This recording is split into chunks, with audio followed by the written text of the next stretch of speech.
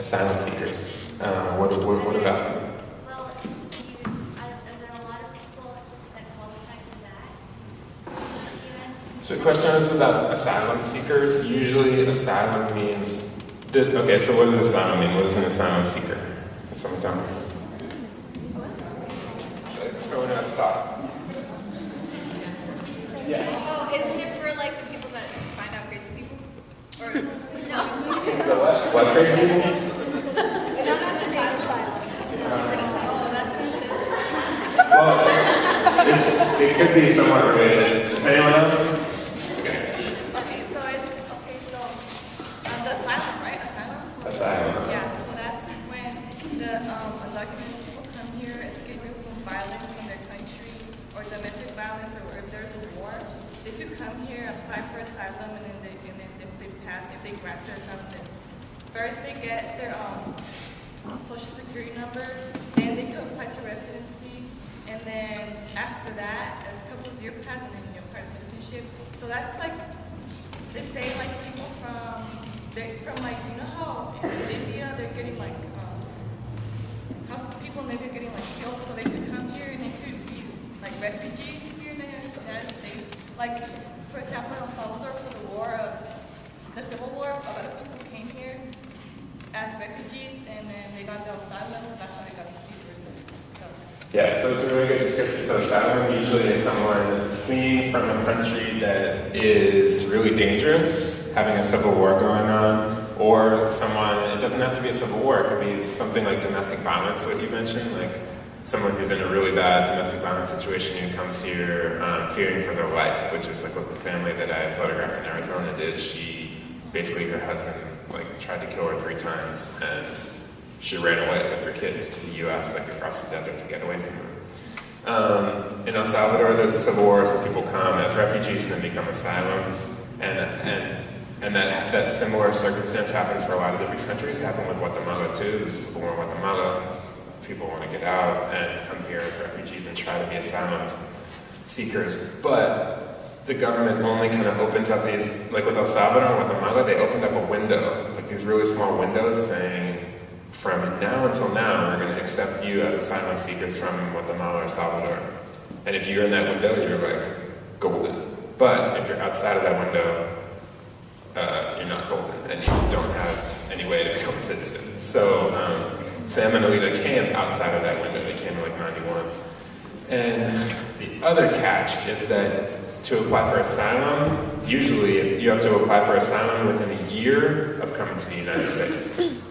And if you can imagine, you're escaping a civil war, you're 19, 20 years old, or 30 or 40, however old you are, you don't really speak the language, you come here, and within a year, really, are you going to know about the legal system and know how to get a lawyer and have money to pay a lawyer and apply for asylum? Probably not. It's kind of a tough thing to do. So asylum is a thing out there, and they're actually arguing for Gilbert right now that they're arguing that he's going to be an immigrant rights activist if he gets deported to Guatemala.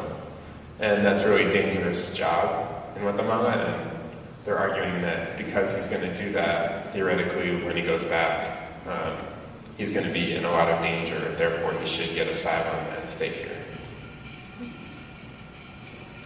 I was wondering if we could make a transition to maybe show one or two of your pieces of the students you work with here in the mission, right? Maybe the student mission. So I was wondering, I don't know if you're doing projects at all based on this week, but maybe if any of the students here are interested in doing something like this, like working with cameras or film to find out a story, maybe about a friend or a relative, and finding out about their story. Do you have a tip of, in this situation, it seems like it was difficult to get someone like this family to talk about their situation. Do you, as a filmmaker or an artist, when you're trying to find out about story and storytelling, how do you make someone feel comfortable to tell their story? And then maybe we could transition, you can show maybe 2 pieces where students were actually telling their stories. Yeah, that's a really good question. So the question is kind of how do you, as a filmmaker and artist, how do you let people tell their stories, and how do you record people's stories, especially when they're really intimate and really difficult to talk about? So I have many hours and hours of interviews of this whole family that really, really emotional, as you can imagine. So how do you talk to someone about really emotional things when, like, on top of that, you're recording someone with, like, a camera there? So can anyone think of ways that, like, that, I know people have done, like, oral history interview projects here before, but can people think of ways to make that interview process kind of seamless and to let people be emotional, yet not, like, scared? Don't rush them. Like, if they need to cry, give them time to cry, or like get their thoughts together. Yeah, so don't rush them. If they need to cry, let them cry and get their thoughts together. So, Make it seem like a normal conversation just between two people, not like an interview. Oh, like open-ended questions. There you go. Open-ended questions.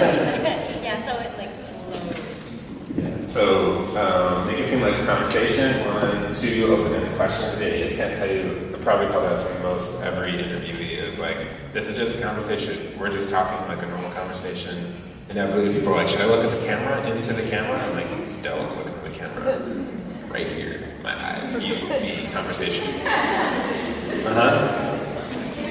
Force their story out of them, like it has to come naturally from them and just like let it flow because like sometimes you can be waiting. It's like when this stuff won't happen, but you gotta just let the whole story come together. Yeah, really good. Yeah, don't force anything out of anyone. You can't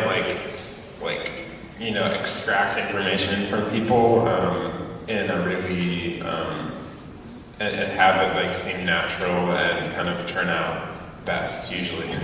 I mean, some interviewees and filmmakers take like really kind of aggressive approaches to interviewing and then try to extract information out of people. And depending on who you're interviewing, like if you're interviewing like a Department of Defense secretary or something like that who has like a lot of stuff that they don't really want to tell you and they're kind of an abrasive person, you need to take a different tack and like extract things, that might work. Some filmmakers do that depending on their subject. But for stories like these and for people who are going through really difficult times and really emotional interviews, for sure. So maybe another answer to those questions too is, and a different kind of filmmaking or a different kind of practice, is like letting people tell their own stories, right? Instead of me saying, I'm going to interview you and you tell me like what's going on with you and tell me, it's like, no, I'm not going to do that. I'm going to give you a camera and I'm going to say like, you tell your own story and tell it how you want to tell it. You write your own interview and record it and then put that over photographs and put that over film that you shot. So I thought that would probably be a pretty powerful way to tell stories, and going back to the original conversation, like really saw that the youth voice was not really getting heard, and the undocumented youth voice even more was really not getting heard. So why not start a program for undocumented youth in the mission, give them cameras, match them with mentors, and create a safe place to talk about storytelling and talk about life and just hang out in general. And so we started this program, Beyond Borders, Las Dejadas Fronteras, at the Columbia Park Boys and Girls Club right down on Guerrero Street. And we came out with, 10 kids participated, and we came out with these really powerful films, and then had a community event at the Mission Cultural Center screening all of these films. So, I don't know, it might be interesting to see a couple of these pieces and talk about it after. How much time do we have?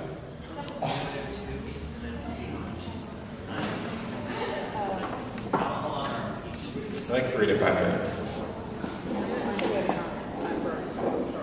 Okay, cool. So, so if you could go to youth work, and then maybe click on Melissa's first. And just as a background, we gave everyone cameras and gave people some kind of direction, but not saying you must make a story about this. So some people made a story about like crossing the border and coming from Mexico, crossing the border and coming here and being in high school, like kind of like longitudinal narrative with like beginning, middle, and end, as you guys probably talk about. And then some people did like much more kind of impressionistic, artistic representations of what they wanted to photograph and what they were thinking about the world. So There's a lot of different ways to tell stories and a lot of different ways to tell your personal story. So let's watch a couple.